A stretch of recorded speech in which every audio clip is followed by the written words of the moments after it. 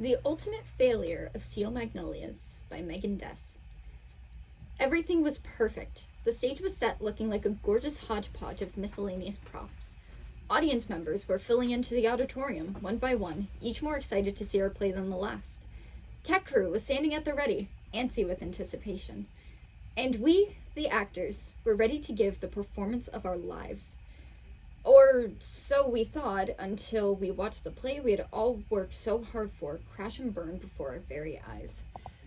I suppose I should start at the beginning. It all started my junior year of high school when I decided to audition for my school play. The play in question was a little show called Seal Magnolias.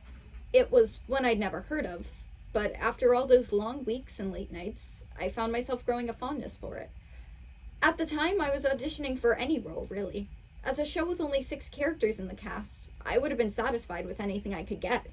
And by some miracle of Bishop Conley himself, I got one. My character was a shy but complex young lady named Danelle. I don't think I'll ever have as much fun in a role as I did with her. Every one of us loved the characters we were chosen to play, and couldn't wait for the audience to see us bring them to life. We spent weeks together in that cold, dim theater, perfecting lines and reading scripts until our throats and eyes burned with exhaustion. We watched set pieces come together one by one, praying everything would be finished and placed by opening night. Hours were spent organizing and trying on costumes just to perfect each and every look. One way or another, everything was shoehorned into place, and before we knew it, opening night was upon us. After all those weeks rehearsing night after night, our hard work was finally going to pay off. Finally, everything was perfect. The stage was set looking like a gorgeous hodgepodge of miscellaneous props. Audience members were filling into the auditorium one by one, each more excited to see our play than the last.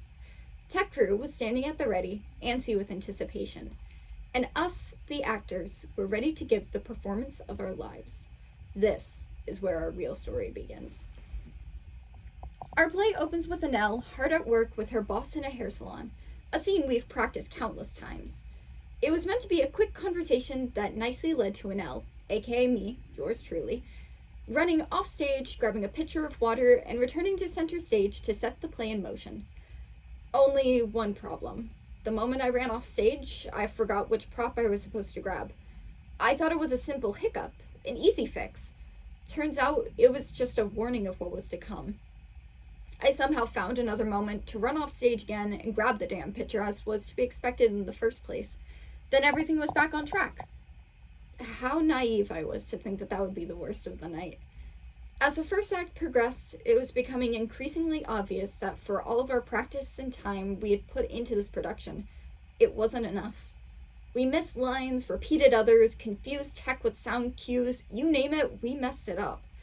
We must have had the same conversation about hair curlers 3 separate times at least.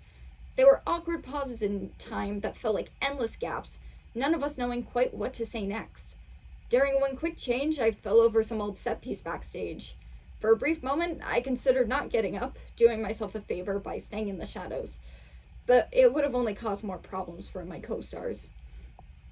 Eventually, we managed to stumble our way through the first act, any sliver of excitement or pride gone from our hearts. All we wanted now was for the lights to dim, the curtains to close, and then this wretched play would let us breathe for intermission. There was only one problem.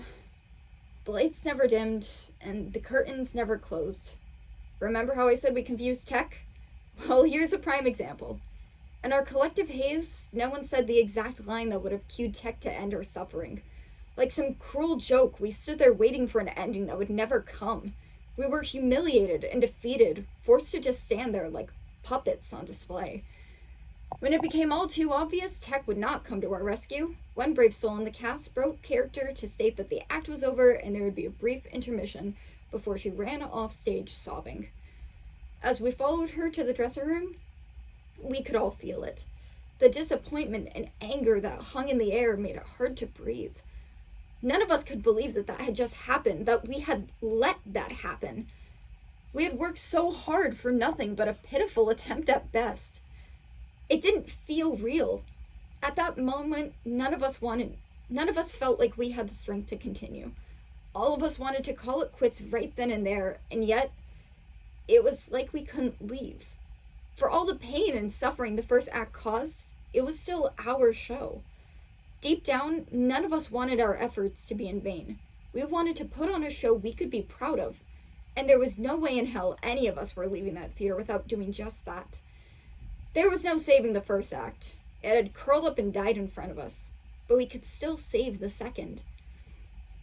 There was still time to redeem ourselves and show the audience we were determined to put on the play we wanted come hell or high waters. And somehow, whether it be a literal miracle or the sheer power of our determination, we did just that. We stumbled a few times through the second act, but it was nothing like the first. The audience laughed, they cheered, they cried. It was exhilarating. We finally found a good flow, and there was no breaking it. For the first time all evening, we were having fun on that stage. It seemed like no time had passed when the moment came for bows. As we stood there basking in the roar of applause, we knew that we had redeemed ourselves. Now, what is the moral of the story? For me, it showed that a little determination and stubbornness goes a long way. When you want something, it won't always fall perfectly into your lap. Plans won't always go, well, according to plan. Things fall apart and change in ways that you'd never expect. But at the end of the day, if you want something, you have to fight for it. You have to prove to yourself and others that you are deserving of your desires, and you will stop at nothing to show that you can and will succeed.